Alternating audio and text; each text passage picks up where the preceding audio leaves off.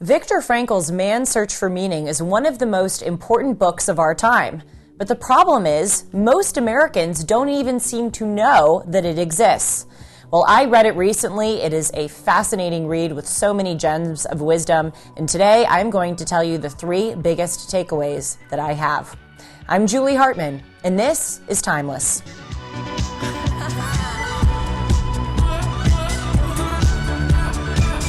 Hey everyone, welcome to Timeless. I hope that you're having a great week. Just a reminder to hit the subscribe button down below so that you can stay notified every time I post a Julie Noted News video or a Timeless episode. And also be sure to follow me on Instagram and Twitter at Julie R. Hartman. Now you all know that I love to read, but it wasn't always this way in my life. I actually didn't like to read for most of my life, but when I graduated from college about a year ago, I decided to enter the second stage of education where I reread all of the important books that I once thought were boring. Well, one of those books was Viktor Frankl's Man's Search for Meaning. I'll put a little asterisk next to this, though, because I actually wasn't assigned this book, and I sort of on the periphery knew about it. I didn't know that Viktor Frankl was a Holocaust survivor. I just thought it was a dude who was writing a book about meaning. But I decided to pick it up and read it recently. Super fast read. It took me 2 days. It's about 180 pages, big font, very palatable and easily understandable. And let me tell you, I think this book changed my life. Viktor Frankl is a name that all of us in America should know about. And just anecdotally, over the past 2 weeks, I've been going around in my life and asking some people who I know across all different age spectrums if they are aware of this book and of Viktor Frankl. And many of them say, like an earlier Julie Hartman, that they have no idea who he is. So my responsibility today is alert you to this individual, and as I said in the introduction, tell you 3 pieces of great life wisdom that can be gleaned from this book. It seems that today we suffered from a time with really poor and conflicting life advice. Again, as someone who just graduated from college, who's entering the so-called real world and trying to figure out my life and what it will look like, I'm someone that has sought out a lot of advice from adults, from sources on the internet, late night Googling, going on YouTube, listening to shows, and it's really interesting to just see, again, how conflicting some of these pieces of advice are. Also, they center very much around this kind of moral relativism, that your moral approach to life is relative to you and to your circumstances. It's this kind of live your truth mentality. We hear that a lot in society nowadays. What's your truth? Speak your truth. Well, there isn't such a thing as your truth or my truth. There's your opinion and my opinion, your experience and my experience, but there is one universal, objective, eternal truth that stands outside and above each and every one of us. You wouldn't know that from the advice or even from the colloquialisms, about life that we get today. We're also told that religion is irrelevant and even stupid in many ways. That what you decide to do, again, the moral path that you decide to take, is all about you and your circumstances, what they dictate, a do what you need to do mentality. Well, Viktor Frankl, like so many of the great writers, rejects this notion on its head. He affirms that there are certain universal objective truths that we must abide by, and that we actually become greater human beings. We become more ourselves when we decide to follow that path. So before I tell you these 3 takeaways, let me just give you a brief background on the author himself. Viktor Frankl was an Austrian doctor, a psychiatrist. He was born in 1905. He died in 1997, which is really amazing because for over 2 years, when he was in Auschwitz and other concentration camps during World War II, he was nearly starved to death, lived under terrible conditions. I mean, terrible is a colossal understatement. Battled disease like so many of the other prisoners. And so it just shows you, again, this is fascinating. It shows you how revolutionary and indeed important his ideas are because he so thoroughly believed them. And I think it is what contributed to his long-lasting life. He lived 92 years despite being, for almost 2 full years of his life, on the edge of death. So as I said, he was a psychiatrist. He actually ran a hospital in Vienna. He had correspondences with Sigmund Freud, which I, as a history nerd, find to be so cool. These figures who we each kind of deal with in a vacuum. We think they would never interact with one another, and they do. Another interesting historical fact, I guess these two people didn't interact with one another, but it shows how historical figures can be tied in ways that we may not expect. Did you know that George Washington's great-granddaughter, I think it was his great-granddaughter by marriage, because his wife had kids prior to the marriage. George Washington's great-granddaughter by marriage was married to none other than Robert E. Lee, the head of the Army of the Confederacy. So here we have this titan for liberty against this titan of tyranny, and they are somehow tied in the historical sphere. Just interesting. So Frankl and Freud were tied. They wrote letters to one another. And in 1942, Frankl was such a prolific psychiatrist, a prolific thinker in Austria, that the United States actually offered him a visa to come to America and continue his psychiatry studies, to continue a big book that he was writing. And that would have allowed Frankl to escape his fate as a Nazi concentration inmate. And he knew that this would be his fate, because 1942 was 3 years into the war. There were already concentration camps open. I mean, the Nazis had a big presence in Austria. He knew that this would be his fate, or that something not great would be his fate. And you know what Frankl did? He refused to take the U.S. visa. He writes about this in the introduction of his book. The reason why he decided not to take the visa was because of his parents. He cites a specific instance that really imparted to him that he should face his fate alongside his parents. It was when he was visiting his parents at their home, and he noticed that his father had a marble that seemed to be from a ruin. He asked his father, "Where is this marble from?" And his father responded, it was actually from one of the synagogues near their house that was destroyed by the Nazis. It was a marble taken from the rubble. But then his father said, and this wasn't just any old part of the synagogue, this marble was taken from the 10 Commandments, the slab in the synagogue which outlined the 10 Commandments. And even more than that, it was specifically taken from commandment number 4, which is honor your father and mother. So when Frankl learned this, he saw it as a sign, and he elected not to escape to America and face his fate alongside his parents. His parents were tragically killed while they were in the concentration camps, as well as Frankl's brother and his pregnant wife were murdered in Auschwitz. And yet, Viktor Frankl lived a long life. He lived to be a healthy and happy man. And he wrote this book, Man's Search for Meaning, in order to bring some of that happiness and health to the rest of us. So now this goes into the 3 main takeaways of the book. In just 15 minutes or 20 minutes of this episode, I think this person is giving better advice through me. I am his what is the word? Interlocutor? If Sean were here, Sean is out today. If Sean were here, he would laugh at me and immediately correct me. I am the translator. I am the baton passer of Viktor Frankl, telling you his wisdom. We're going to get a hold of that word, at least by the end of the episode. Number 1, this is the biggest thesis statement of Viktor Frankl. It's in the title of his book. Viktor Frankl fundamentally believes that man's primary motivation is to find meaning in life. This is different from the other modern ways that we understood and still understand what drives human beings. Freud, the man who Frankl corresponded with, believed that human beings were animals of psychology, that we were motivated by psychological impulses, these events that happened to us when we were children that made an impact on us in ways that we didn't think. And those impulses, those drives have informed our behavior and our psyche for the rest of our lives. To Freud, man is a psychological creature.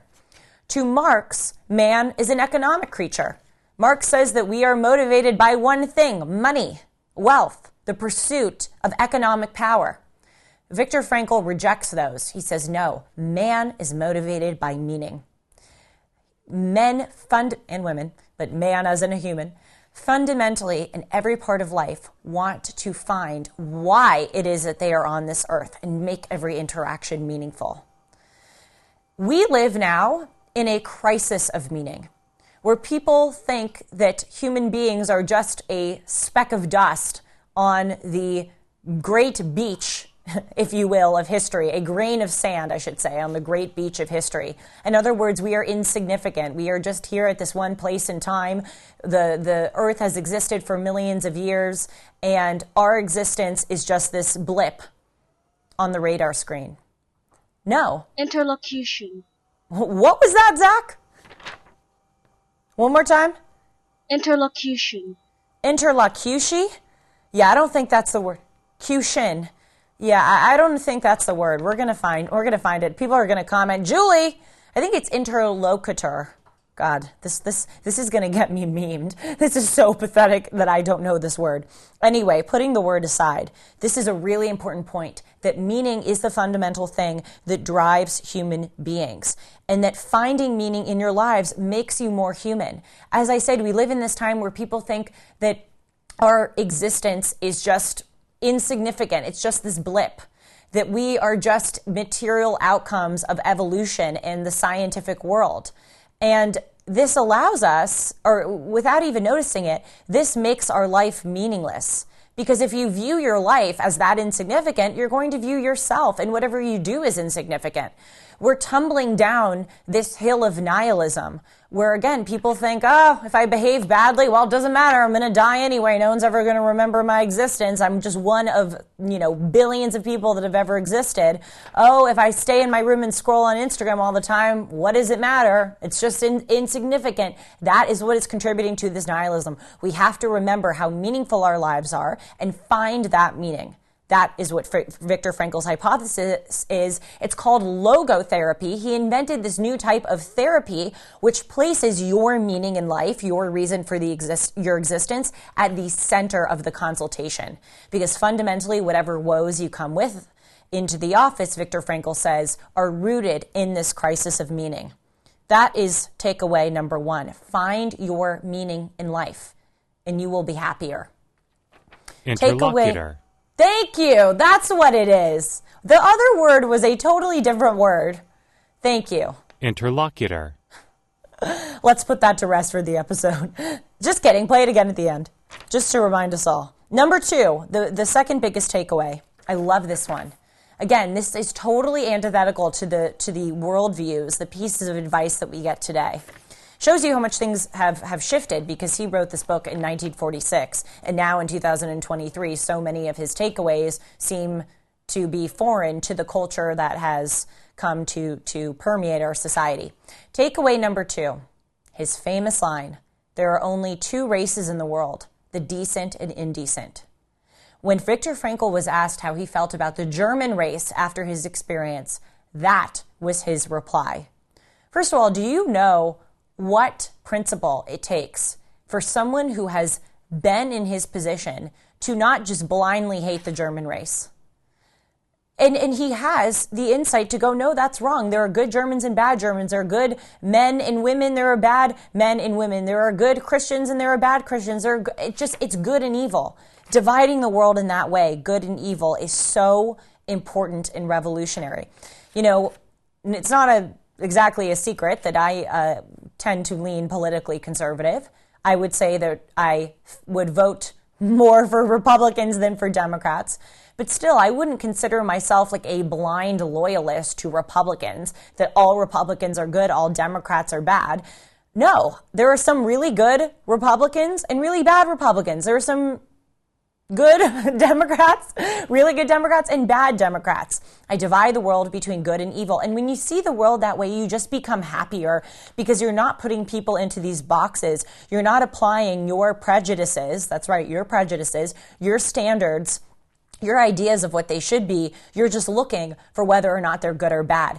Can you imagine if more people thought this way? There wouldn't be this hatred of conservatives. You know, I was at a coffee store recently and there was a transgender barista that I see all the time when I go to this coffee store. And she said to me the other day, she said, you know, Julie, you are so nice.